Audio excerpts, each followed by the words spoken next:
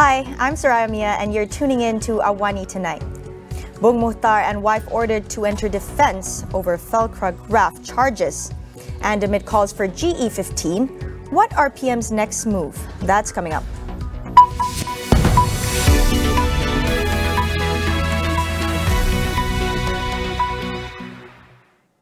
Kinabatangan MP Datuk Seri Bung Moktar Radin and his wife Datin Sri Zizi Izzat Abdul Samad have been ordered to enter their defense on corruption charges linked to 2.8 million ringgit in unit trust investments. They are testifying beginning September 23rd. Earlier, Sessions Court Judge Rosina Ayub ruled that the prosecution has established a prima facie case against the couple. 64-year-old Bung faces 3 charges of accepting bribes amounting to 2.8 million ringgit to obtain approval for Felcra Berhad to invest 150 million ringgit in public mutual unit trusts.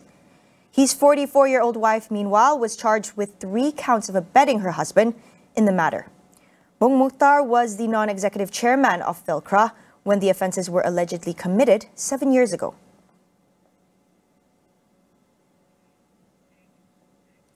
Datin Sri Rosma Mansor has filed an appeal with the Court of Appeal to overturn her conviction in her corruption case in relation to the 1.25 billion ringgit solar hybrid project in Sarawak. She is seeking to quash her 10-year imprisonment and 970 million ringgit fine handed down by the High Court yesterday. Rosma has also filed an appeal to recuse Judge Muhammad Zaini Mazlan. She cited concerns over the danger of bias following a purported draft judgment prepared by a third party that was leaked and published by a web portal. Police confirmed today that they have recorded the statements of 2 individuals in relation to the alleged leaked judgment. Yesterday, the Prime Minister's office confirmed that Datuk Sri Azalina Osman Said resigned as the Prime Minister's Special Advisor on Law and Human Rights. What does this signal for Datuk Sri Ismail Sabri Yaakob? Mujibu offers his insights. Yeah, and of course, when Azalina resigns, I can simply say that they give both negative and positive impact to Ismail Sabri.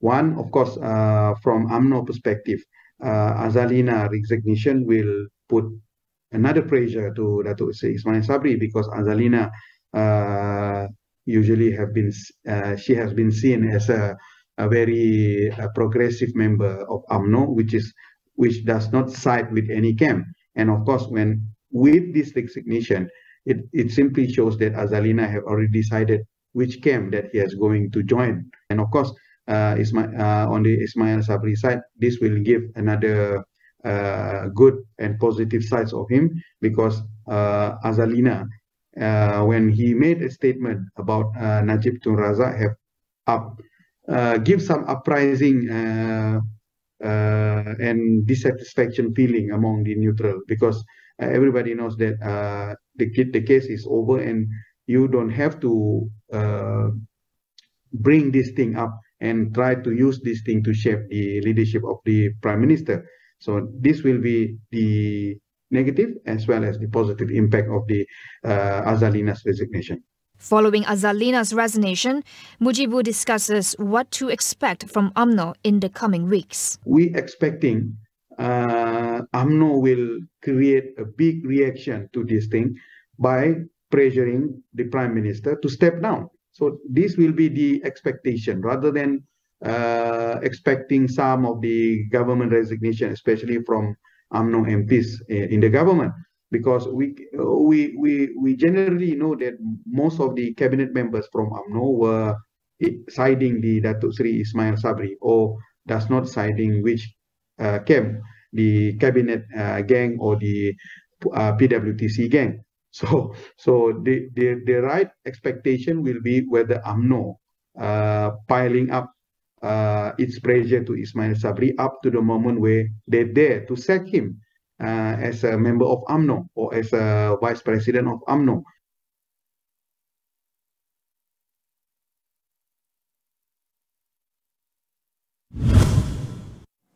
Digital National Berhad DNB remains on track to achieve 80% 5G coverage in populated areas by 2024. says Finance Minister Tengku Datuk Sri Zafrul Tengku Abdul Aziz. He also assured that the decision by 2 local mobile network operators to not take up stakes in DNB will not have a major impact on the government financially to roll out 5G.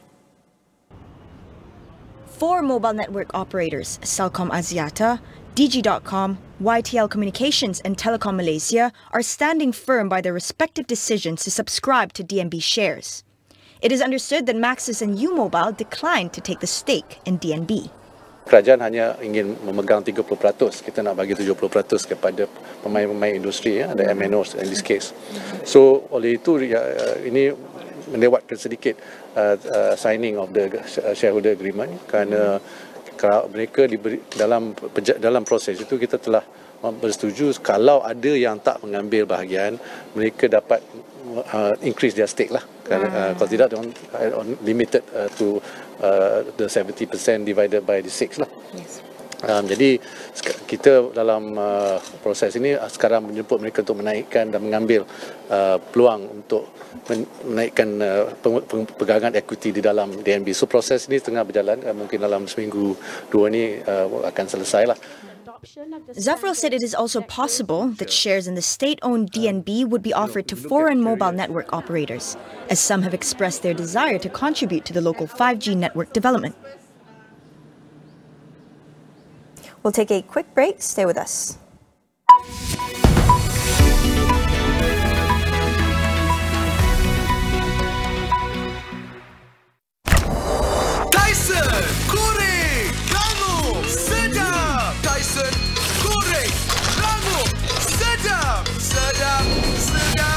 Rasa sekali, sudah pasti. Sedap, mudah, bermutu. COVID-19 memperlihatkan kepada kita betapa pantasnya adaptasi teknologi di kalangan PKS kita. Niaga AWANI dan Unified Business akan menyelami perjalanan kebangkitan semula PKS kita melalui segmen USME setiap Selasa dan Khamis untuk inspirasi anda. Transformasikan perniagaan dengan Unified Business, rakan digital pilihan anda. Hubungi kami sekarang dan jimat sehingga 50%. Jom Unified Business.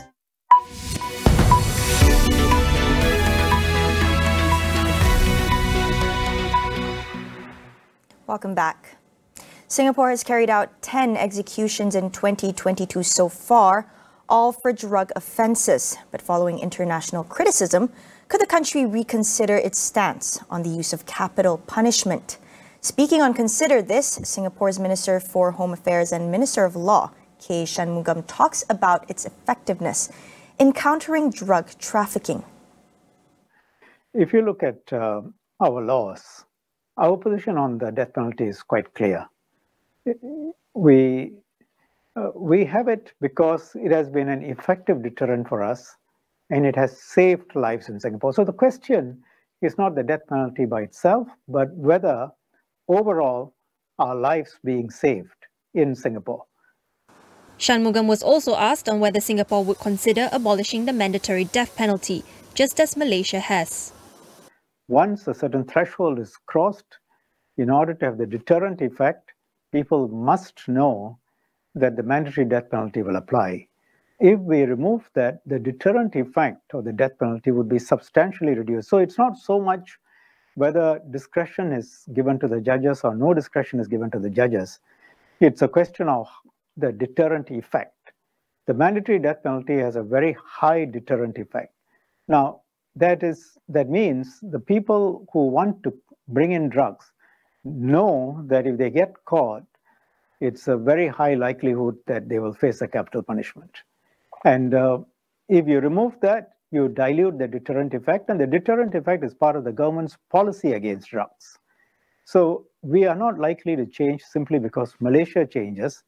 We will change when we think that the deterrent effect is no longer there, for example, or the conditions are different and you need to adopt a different approach to have the deterrence. In contrast to Singapore, Thailand recently became the first country in Asia to decriminalize cannabis nationwide. Shanmugam discusses how this move will impact Singapore's bid to keep itself drug-free. If you look at Thailand, what's the situation? I think on the 9th of June, the government of Thailand allowed, decriminalized the sale of cannabis. Within a week, cannabis was everywhere, in drinks, in food, in toothpaste, in cookies.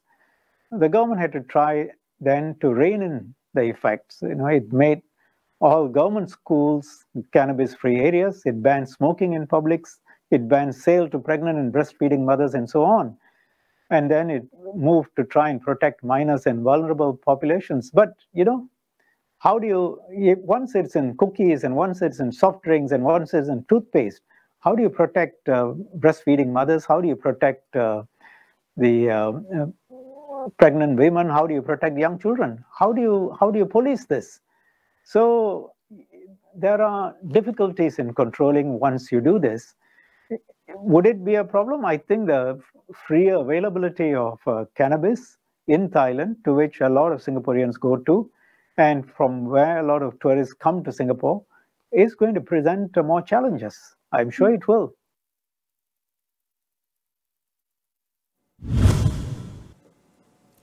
Meanwhile, Argentine police arrested a man for attempting to assassinate Vice President Cristina Fernández de Kirchner. She narrowly survived the attack after the gunman's weapon jammed as he aimed at her. Footage shows the moment Cristina Fernández, surrounded by a mob of supporters, found herself face-to-face with the loaded weapon. The former president was returning home from court, where she faces allegations of corruption. She denies the charges. Police said the gunman, who local media identified as the 35-year-old Brazilian man, has been taken into custody. President Alberto Fernandez revealed the gun was loaded with 5 bullets but failed to fire when triggered. The motive of the attack has yet to be identified. Cristina, a left-leaning populist, was Argentina's president from 2007 to 2015 and First Lady for 4 years prior. A Myanmar court sentenced former leader Aung San Suu Kyi to 3 years in prison with hard labor after finding her guilty of electoral fraud. This adds more jail time to the 17 years she is already serving for other offences. The junta court ruled that Suu Kyi committed fraud in a November 2020 general election, which saw a landslide victory for her National League for Democracy (NLD) party, defeating the junta. The military then seized power in February 2021 to stop NLD from forming a new government, claiming the election had instances of fraud that was not properly investigated. Suu Kyi has been on trial for over a year now on multiple charges, ranging from corruption and incitement to leaks of official secrets, with a combined maximum sentence of more than 190 years. She denies all allegations. Australia will welcome more migrants into the country to ease worsening labour shortages. Its Home Minister announced that the intake of permanent migrants will be increased to 195,000 a year, up by 35,000. Our focus as a government is always going to be Australian jobs first. And that's why so much of the discussion at the summit so far has talked about how we can use this incredible opportunity of low unemployment and a skills shortage to bring marginalised groups into the workforce, some of whom have been locked out for a very long time, and we have a chance to change that. But the impact of COVID has been so severe that even if we do all of those things, we are still going to be thousands and thousands of workers short of where we need, at least in the short term. The increase could see many more nurses, engineers and agricultural workers join struggling Australian businesses as unemployment rate nears a 50-year low at 3.4%. Prior to the COVID-19 lockdown in 2020, almost 400,000 international students and 250 working holiday makers were employed each year in Australia, many in hotels and restaurants. This weekend, Chile will vote on whether to adopt a new proposed constitution, one crafted by its people. We speak to our guests about Chile's effort to build a more inclusive and responsive democratic system. Coming up on Consider This. That is all we have for you on AWANI tonight. Thank you for watching. I'm Soraya Mia, and we'll see you again.